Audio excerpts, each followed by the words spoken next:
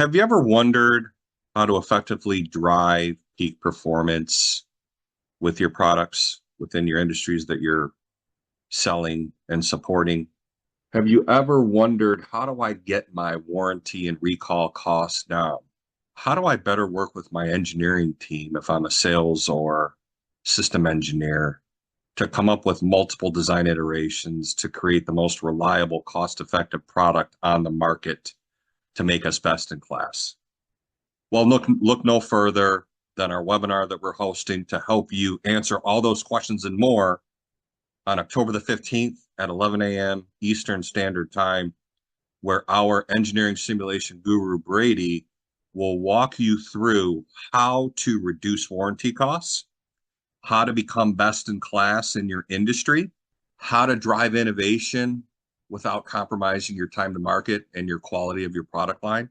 Will help and show you how to optimize and benchmark multiple design iterations to really help you drive peak performance of your products, as well as your design reliability within your engineering team. So don't miss out on this opportunity to really help you gain efficiencies throughout all phases of your design cycle, and ultimately helping you reduce your recall and your warranty costs so that, again, you're creating best in class products as well as becoming a top performer in your industry.